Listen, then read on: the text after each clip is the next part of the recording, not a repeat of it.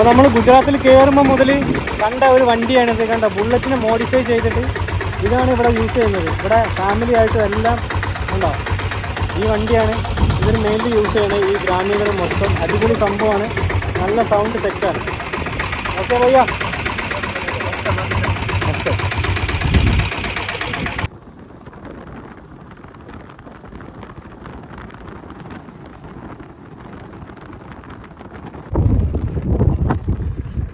അപ്പോൾ നമ്മൾ നദാബേട്ട് എന്ന് പറഞ്ഞൊരു സ്ഥലത്താണുള്ളത്. നമ്മൾ സീറോ ബോർഡർ അല്ലേ, 0 പോയിന്റ്. നമ്മൾ 0 പോയിന്റ് എന്ന് പറഞ്ഞ സംഭവം, അതായത് പാകിസ്ഥാനും ഇന്ത്യയും തമ്മിലുള്ള ആ ഒരു കറക്റ്റ് ബോർഡർ കാണാൻ വേണ്ടിയിട്ടാണ് ഇറങ്ങിയത്. ഏകദേശം 100 കിലോമീറ്റർ 150 കിലോമീറ്റർ നമ്മൾ ട്രാവൽ ചെയ്ത് നമ്മൾ നദാബേട്ട്, ഈ നദാബേട്ടിൽ നിന്ന് 30 കിലോമീറ്ററാണ് ഇനി ബോർഡറിലേക്കുള്ളത്. പക്ഷേ ഇവിടെ വെച്ചിട്ട് നമ്മളോട് അവർ പറഞ്ഞു ബൈക്കാണെങ്കിൽ നമുക്ക് അലൗഡല്ല, 4 വീലർ ആണെങ്കിൽ നമുക്ക് അവിടെ പോകാമായിരുന്നു, 0 പോയിന്റിൽ പോയിരുന്നു. അപ്പോൾ അതുകൊണ്ട് തന്നെ ഞങ്ങൾ ഇതാ 130 കിലോമീറ്റർ സഞ്ചരിച്ച് ശശിയായി ഞങ്ങൾ തിരിച്ച് വരികയാണ്. അപ്പോൾ നെക്സ്റ്റ് ടൈം ആരെങ്കിലും ഗുജറാത്തിലെ 0 ബോർഡർ കാണണം എന്ന് ഉദ്ദേശിക്കുന്നുണ്ടെങ്കിൽ ബൈക്കിന് വരരുത്, 4 വീലറിന് വരിക. വൈകുന്നേരം 4:30 വരെ അലൗഡാണ്. 4:30 ശേഷം 4 വീലർ ആണെങ്കിലും കടത്തി വിടില്ല. അപ്പോൾ നമ്മളിതാ ഇവിടുന്ന് റിട്ടേൺ പോവാണ്. കണ്ട 2 സൈഡും അടിപൊളി റോഡാണ്, കൃഷിയിടങ്ങളാണ്, സൂപ്പർ വൈബാണ്, അടിപൊളിയാണ്. അപ്പോൾ നമ്മളിനി ഇന്നിപ്പോൾ പ്രത്യേകിച്ച് പ്ലാനൊന്നുമില്ല, 1-2 ടെമ്പിൾസിൻ്റെ കാര്യം നോക്കിയിരുന്നു. അതും ഇന്ന് രാത്രി ഇനിയിപ്പം അതും 150 കിലോമീറ്റർ ഇന്നിനിപ്പോൾ പോയിട്ടുണ്ടെങ്കിൽ അത് വാച്ച് ചെയ്യാൻ പറ്റില്ല. അപ്പോൾ അതുകൊണ്ട് മിക്കവാറും നാളായിരിക്കും നമ്മുടെ പരിപാടി. ഓക്കെ, കണ്ടോ സൂപ്പറല്ലേ, പൊളിയല്ലേ, സെറ്റല്ലേ.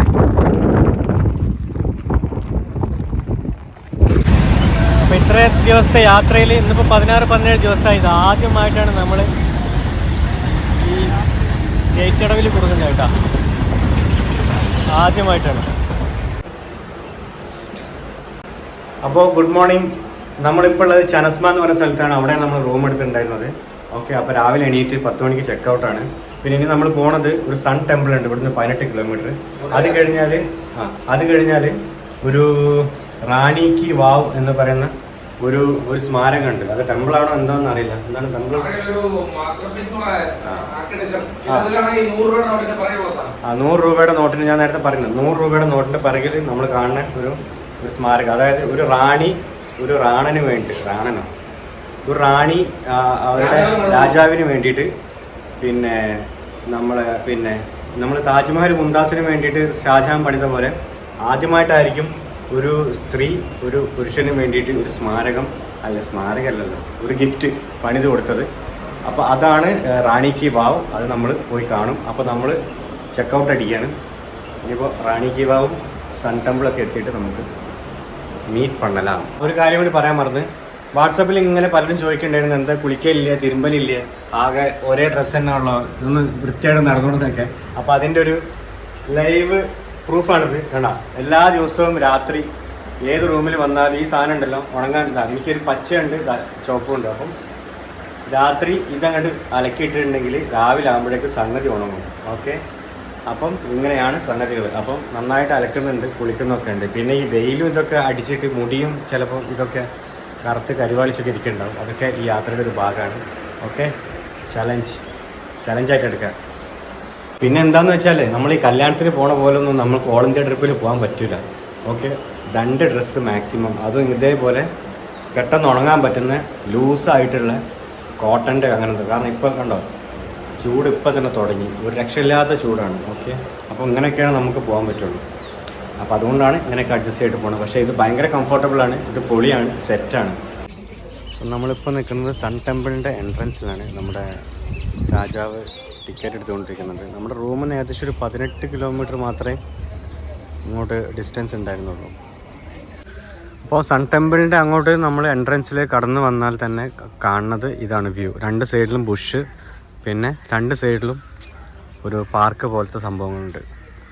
അപ്പം ഇരിക്കാനും നമുക്ക് റെസ്റ്റ് എടുക്കാനുള്ള കാര്യങ്ങളൊക്കെ ഉണ്ട്. പിന്നെ അതുപോലെ തന്നെ ഇവിടെ വൈകുന്നേരം ആകുമ്പോൾ ലേസർ ഷോ വൈകുന്നേരമുണ്ട്. അതായത് ഈ ഒരു അമ്പലത്തിൻ്റെ ഉള്ളിൽ ലേസർ എന്തോ ഫിറ്റ് ചെയ്തിട്ടോ അങ്ങനെ എന്തോ ചെയ്തിട്ടുള്ള ഒരു ഷോ ഉണ്ട്. അത് നമുക്ക് എന്തായാലും ഇപ്പം ഇന്നിപ്പോൾ നമുക്ക് അതിനുള്ള സമയം ഇല്ല. കാരണം നമ്മളിപ്പം രാവിലെ 11 മണിക്കാണ് നമ്മളിപ്പോൾ ഇവിടെ കയറിയിട്ടുള്ളത്. നമ്മളിത് പെട്ടെന്ന് കണ്ടു കഴിഞ്ഞിട്ട് അടുത്ത റാണി കി വാവിലേക്ക് നമുക്ക് പോകണം.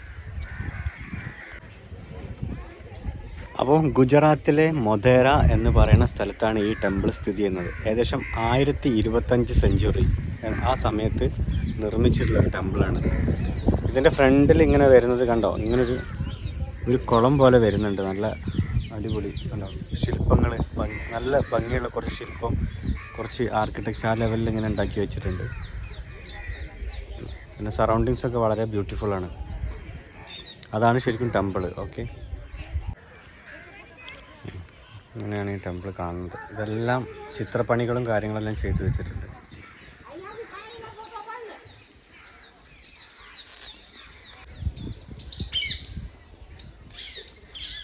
ചിത്രപ്പണികളില്ലാത്തൊരു സ്ഥലമല്ല, എല്ലാത്തിലും ഓരോ ചിത്രപ്പണികളും കാര്യങ്ങളും ചെയ്തു വെച്ചിട്ടുണ്ട്. വളരെ ഭംഗിയായിട്ട് തന്നെ ചെയ്തു വെച്ചിട്ടുണ്ട് കേട്ടോ. ഇങ്ങനെ രണ്ട് ഗോപുരം ഇതാണ് വരുന്നത്, 2 ബിൽഡിങ്. ഒരു ബിൽഡിങ് ഇതും, അതേപോലെ തന്നെ ഒരു ബിൽഡിങ് അതിനോട് അടുത്തതായിട്ടാണ് ഇതിൽ വരുന്നത്. അപ്പോൾ സൺ ടെമ്പിൾ നമ്മൾ കണ്ടു കഴിഞ്ഞു. സൺ ടെമ്പിളിനോട് വിട പറയുകയാണ്. അതേപോലെ തന്നെ നമ്മളിനി റാണി കി വാവിലേക്കാണ് പോണത്. ഓക്കെ, റാണി കി വാവ് കഴിഞ്ഞിട്ട് നമ്മൾ പോണ സ്ഥലം മൗണ്ട് അബു ആണ്, അത് രാജസ്ഥാൻ. അപ്പോൾ ഇന്ന് നമ്മൾ ഗുജറാത്തിനോട് ബൈ ബൈ പറയാണ്. ഇന്ന് നമ്മൾ വൈകിട്ട് രാജസ്ഥാനിലേക്ക് നമ്മൾ കടക്കും. സൺ ടെമ്പിളിൽ നമ്മൾ 25 രൂപയാണ് ഒരാൾക്ക് കൊടുത്തിട്ടുണ്ടായിരുന്നത് കയറാൻ വേണ്ടിയിട്ട്. പിന്നെ ഇത് റാണി കി വാവിലാണ് നമ്മൾ എത്തിയിരിക്കുന്നത്. ഇവിടെ നമ്മൾ ഒരാൾക്ക് 40 രൂപയാണ് ടിക്കറ്റ് ചാർജ്. നമുക്കുള്ളിലേക്ക് കയറി നോക്കാം എന്താണ് ഉള്ളതെന്നുള്ളത്. ഇവിടെ എന്തൊക്കെ അതിനെപ്പറ്റി എഴുതി വെച്ചിട്ടുണ്ട്, പക്ഷേ ടിക്കറ്റിൻ്റെ കാര്യങ്ങളൊക്കെയാണ്. അപ്പോൾ എന്നാലും നമുക്ക് ഉള്ളിൽ കയറി നോക്കാം. ഒരു അടിപൊളി പാർക്കെല്ലാം കാണുന്നുണ്ട്, ഉള്ളിൽ പോയി നോക്കാം. എന്തായാലും ഇത് റാണി കി വാവ് എന്ന് പറഞ്ഞ പോലെ ഒരു അടിപൊളി പാർക്കാണ്. അത്യാവശ്യം സ്ഥലങ്ങളുണ്ട്. ഇതാ അവിടെ സിംഹവാലം കുരങ്ങുകളൊക്കെ ഉണ്ട്. എവിടെയോ സൂം ചെയ്താൽ കണ്ടോ, കുരങ്ങന്മാരൊക്കെ ഉള്ള പാർക്കാണ് കേട്ടോ. പീസ്ഫുള്ളായിട്ടുള്ള അന്തരീക്ഷമാണ്, അടിപൊളി വൈബാണ്. അപ്പോൾ 100 രൂപയുടെ നോട്ടിൻ്റെ ബാക്കിലുള്ള റാണി കി വാവ് എന്ന് പറഞ്ഞ സംഭവം ഇതാണ്. ഇതെന്താണെന്ന് വെച്ചാൽ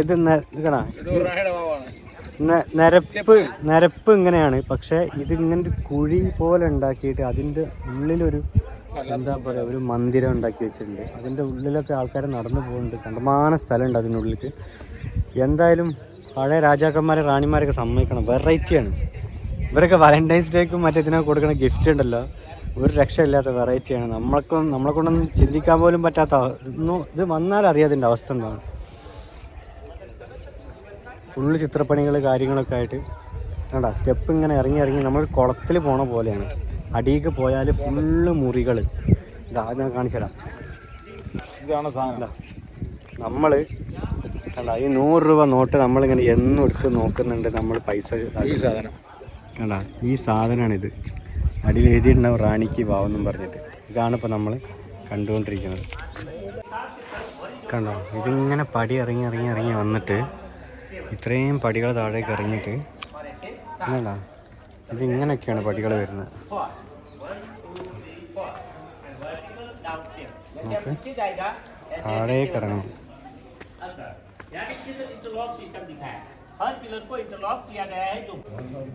കണ്ടോ, ഇതിങ്ങനെ ഇറങ്ങി എത്ര ഇറങ്ങി നോക്കണേ.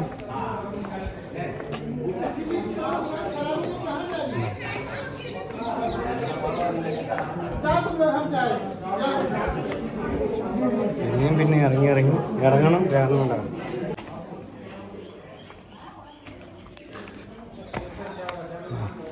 നമ്മളിപ്പോൾ എവിടെ നിന്ന് ഇറങ്ങി നോക്കണേ എടാ, അവിടെ നിന്ന് ഇറങ്ങിയിട്ട് താഴേക്ക് ഇറങ്ങി ഏകദേശം നമ്മുടെ നാട്ടിലൊക്കെ ആണെന്നുണ്ടെങ്കിൽ കുഴിച്ചിട്ടുണ്ടെങ്കിൽ വെള്ളം കിട്ടും. ഇവിടെ ഇത്രയും കുഴി കുഴിച്ചിട്ടുണ്ട്.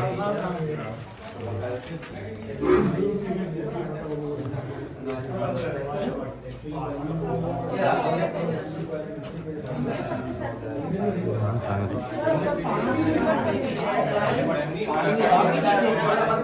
നമ്മുടെ രാജാവ് ചറപറ ഫോട്ടോസ് എടുത്തുകൊണ്ടിരിക്കുകയാണ്.